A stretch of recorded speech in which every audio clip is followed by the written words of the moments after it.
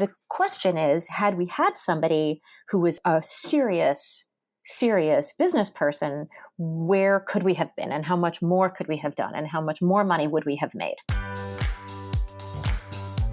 You're listening to Financial Grownup with me, certified financial planner Bobbi Rebell, author of How to Be a Financial Grownup. And you know what?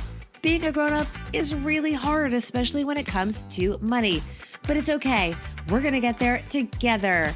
I'm going to bring you one money story from a financial grownup, one lesson, and then my take on how you can make it your own.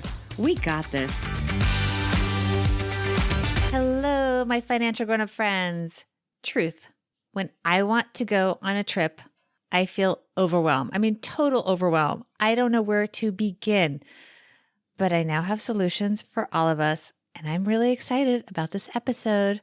First, quick welcome to everyone. We interview high achievers here on the Financial Grownup podcast so we can all learn from them and get some quick money tips along the way. New listeners, thank you especially for being here. And if you like what you hear, please subscribe and tell a friend. We need your help to grow the podcast. Let's get to today's show. I am getting better at travel. My new go-to resource is a curated travel platform called Fathom, Fathom. It literally presents itineraries for trips so you know where to go. It's that simple. It's also beautiful. Hostels, for example, that look like boutique hotels, glamping like a grown-up. And yes, you can even be a digital nomad if that's your thing. If we're being honest, I really missed my laptop on a recent trip to Costa Rica. I know we're supposed to say that we're really into cutting the cord and being totally detached, but I found that I wanted to be in touch a little bit. And had I been more in touch, I might have been a little more relaxed, not being anxious about things that might have been dropping through the cracks. Don't judge my workaholic ways, my friends. Thank you. Now, Fathom is not just a website, a platform. There's also a new book. It is called Travel Anywhere and Avoid Being a Tourist. And naturally, I tracked down the author. Her name is Pavia Rosati. She also has a co-author we'll talk about. And she has had countless jobs, by the way, covering lifestyle and food globally for the top media outlets. But now she is an entrepreneur. And as you will hear, while she had a lot of confidence in her creative abilities, business, not so much. But she stepped up, as did her partner. This is a great story. Here is Pavia Rosati. Hey, Pavia Rosati, you're a financial grownup. Welcome to the podcast. Hello, Bobbi. I'm really happy to be here. Thank you. I am holding a copy of your beautiful new book, Travel Anywhere and Avoid Being a Tourist. You are the founder of Fathom. And you are the author of this book, I should say, along with your co-author, Geraldine Gerba. Yes. And you're both very creative people. The book, if you look at this book, you know it's done by creatives, but you're going to tell us a money story that has to do with just that, because you guys were kind of similar in your expertise, and that left a hole. Go for it. That's right. So when we started this business about 9 years ago, we didn't really have the money locked up tight. We didn't have a foolproof business plan. We had ideas for how to make money, but we had the vision and we had the drive. And at a certain point, we stopped talking about it and we're like, okay, we're just going to do it. In hindsight, it would have been better if we had also had somebody who was kind of the money yin to our content and experience yang. Was there any business plan, any revenue projection plan? There were. So I don't want to make it seem as though we didn't think about this at all. But, digital media it's a moving target right now, right? So we had plans for where the money would come from. But when the industry changes and the ad market changes and people's online behaviors change, you need to be able to adjust your business models accordingly. So what happened specifically? What was your original plan and then what happened? So the original plan, we actually did have somebody who was going to come on board as the business partner. And at the end, she said, you know what, I just can't take the risk. I don't have the entrepreneurial courage that it takes to go out and do this. And what's funny, when you launch a business, it's like dating. Everybody has you, oh, you should talk to this person. Oh, you should talk to that person. And I swear in the first year of the business, every day I had coffee with someone else and someone new. And so we ultimately made the decision of, you know what, if the alternative is not to do this or to wait until we find the right person, the moment might be too late. So let's just do this and get this out there and then see where we end up. So what happened? You didn't have a business partner. What actually happened in terms of the business part of Fathom? So the business part of Fathom is Geraldine and myself doing the business. And it means that we're the ones who hustle for the deals. It means that we're the ones who close these deals. It means that we've discovered our inner salespeople, and we've been able to do it because we've been able to stay afloat and we've been able to keep doing this. But the question is, had we had somebody who was a serious business person, where could we have been and how much more could we have done and how much more money would we have made? Interesting. Can you think of any examples where you felt the real lack of that? So there was a project that we were pitching that we were very excited about working on.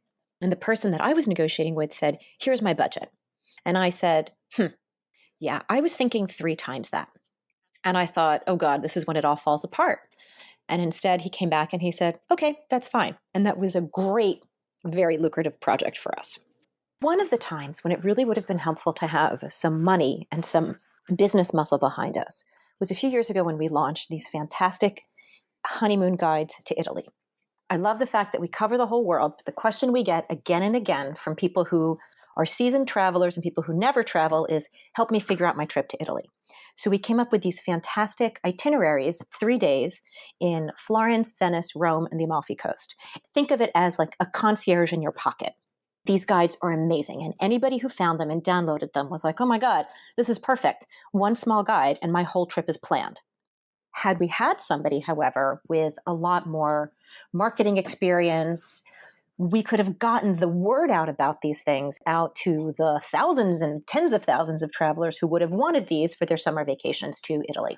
You're doing the work, but you're not getting the attention that you want. How have you solved that, or have you? Finding an audience is the ongoing struggle that anybody who is creating content is struggling with all the time. There is no perfect answer to this. So getting our great work to the people who need it and who are looking for the information is the constant struggle that we face, but that we're also not alone in facing. I mean, the internet is wonderful because it gives you access to everything. But guess what? Everything is too much. There's too much noise. And we always say that we do everything we do at Fathom to really cut through the clutter, to instead of giving you everything, we give you a really tight edit so that it's not overwhelming, so that you can read one article and base your Caribbean trip just on that one article. So, what is the lesson for our listeners? Even though you're driven to do something, imagine what will happen if you don't have a safety net. Work through your plan B, work through your plan C, have all of that stuff figured out, take the time to do that, and then dive in, and you will end up on much more solid ground. And your safety net was relying on each other and figuring it out and having the courage to act as your own advocate, as in that case when you just mentioned where you got triple what they wanted to pay because you stood your ground. Yes, correct. Because we stood our ground. And listen, we've lost out on things also. It's not all, we've lost out on things because we are smaller. The challenge and the reality of the ad marketplace right now online is a lot of the companies are just after millions and millions of eyeballs and worried more about the numbers than the quality of what they're getting. So we deliver on quality, but what we sometimes lose out on is quantity. That's something that I truly believe is evolving. I think we're seeing with a lot of, for example, the influencer market, people are moving away from, or at least paying more attention to the micro influencers and paying less attention to, or maybe being more realistic about these giant influencers because the stickiness is not always the same as a micro audience that might be interested in, say, a podcast or a blogger or whatever that's very niche. I think there's a lot more interest in that because the value of quality and engagement. You probably have a very engaged audience. We do. We have a very engaged audience. The only criticism we ever hear is, I wanted to go to fill in the blank on the most remote place on earth, and you don't have a full guide yet. Work faster. Let's move on to your everyday money tip. We're going to talk about the fact that time is money. And especially when you are traveling, you want to have a lot of stuff ready so you can focus on traveling. Correct. So, of course, my tip is going to be about money. And you're absolutely right. You need to think of time as money when you travel. You don't have an unlimited time budget. And so make sure that you're spending your time as wisely as possible. When it comes to money, there are really simple things that you can do before your trip to make sure that you have things taken care of. Number one, not every place you go is going to have the most reliable ATM machine that's working where you need it to work. So maybe plan ahead and have some cash available if you're traveling in a foreign currency to get you through the first day or two until you can get to an ATM or a bank where you can change money. Similarly, plan your tips in advance. Have a couple of euros in your pocket, have pesos in your pocket so that you don't have to be fumbling for change when you want to give a porter a tip, or worse, give someone a dollar bill, because there's nothing that's worse than handing someone a $3 tip. Then they'd have to go to the bank to change that. Terrible. Right. We sometimes in America assume that everyone really wants dollars, and sometimes they don't. That hasn't been the case since like 1960. I have to tell this to my dad all the time. He's like, I'll leave $100. I'm like, no, Papa, they don't want to have to go to the bank to change the money. No. Other things to think about in terms of time and money when you're traveling is invest in the things that are going to make your trip better. Invest in a really good suitcase so that you're sure that your stuff arrives safely. When you are thinking about auto insurance, know beforehand, what does your credit card cover? What doesn't it cover? When you're getting on a plane, know what your points are. Does your credit card give you access to lounges at the airports? If so, which one? I keep a file in my contacts of every lounge of the airports that I go to that I know which I have access to through my credit card. Excellent. All right, let's talk about the book a little bit more in the time that we have left. First of all, the chapter names are so awesome. Oh, thank you. Sometimes, and here's the amusing thing. So I can't decide which is my favorite chapter between these two. Ready for this? Going off grid. Yes. And then you also have digital nomads. Yes. So I don't know if people want to be both. I mean, it's kind of awesome because if you want to be connected, you're covered. But if you don't, it's okay too. So this is something I increasingly think about when I travel, because I feel like a true vacation for me is when I'm not connected to any devices and when I'm able to just get out of the phone and really think about different things, be in a different experience. Nothing makes me more sad than being in a foreign country and seeing everybody sitting at the table looking at their iPhones. It's like, people, look up. You're in the Greek islands. Yes. So the going off grid chapter is focused on experiences and places where sometimes it's forced on you, because not everybody has the discipline not to look at their phone if the temptation is there. Exactly. And I also love this part, cheaper than it should be, which is great for people that want value, because you don't want to stay at a bad cheap hotel, but you want to pay less than you should. You know, I think especially if we make the mistake of relying too much on what social media tells us about travel, we feel like everything needs to be 3 Michelin star meals and 7,000 thread count, 5-bedroom suites in a penthouse in Paris, right? Like, that's certainly nice, but that's not the reality of travel. And so we've seen in recent years, hostels as a concept are making such a comeback.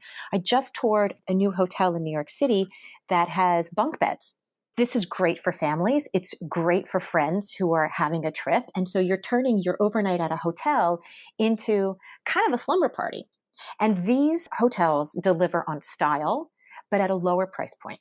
And this is just one of the many ways in which what we're always looking for at Fathom are things that really deliver incredible value. I love that. Yeah.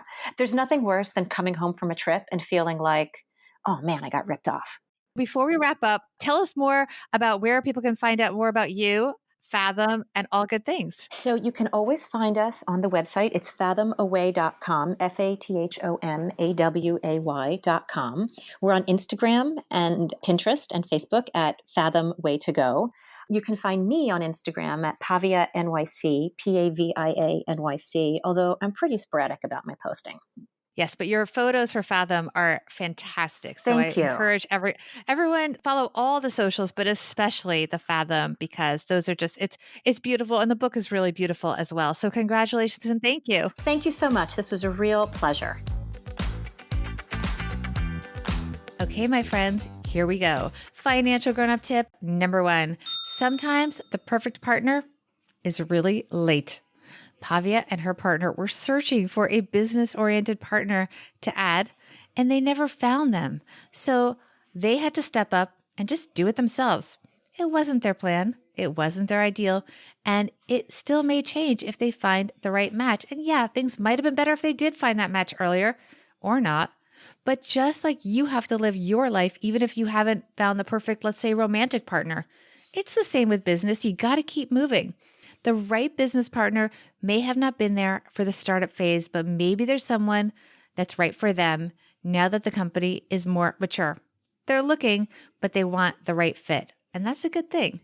Financial grown-up tip number 2. If you are a workaholic, yes, I'm looking in the mirror. One chapter that I loved in the book, Travel Anywhere and Avoid Being a Tourist, was about the coolest co-working spaces. Because here's the thing, everyone. Work should not keep you from traveling, but that doesn't mean that everyone really, especially maybe you're an entrepreneur, you have your own business, or you have a job with a lot of responsibility, maybe you really can't take the time off that you feel you need, or that people, outsiders, are telling you that you need. And maybe it doesn't make sense to put up walls between work and life and to go on this unplugged vacation. Maybe you're going to enjoy your vacation more if you can do, let's say, 3 days of vacation and 1 day in a co-working space in that foreign city or that other city that's not where you work that you're going on vacation with. Maybe that's actually going to help you stay on top of things, enjoy things more, focus on the days that you are, quote, on vacation. But you can do work occasionally in that city and remain tied to your business in a way that gives you comfort. And so that when you come home, you aren't in catch-up mode. And also, frankly, before you leave, it's so stressful getting ready for vacations. So definitely check out the chapter in Travel Anywhere on co-working spaces. Want to really be a financial grown-up? Do you know what real financial grown-ups do? They keep on top of the news. And that's why I love my new podcast with Joe Salciha. You guys may know him from Stacking Benjamins. It is called Money in the Morning.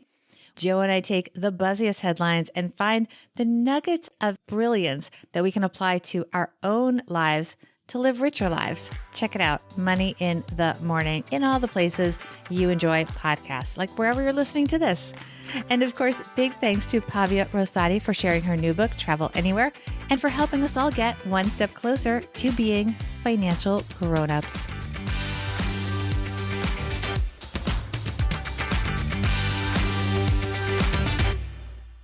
Financial Grown-Up with Bobbi Rebell is edited and produced by Steve Stewart and is a BRK Media production.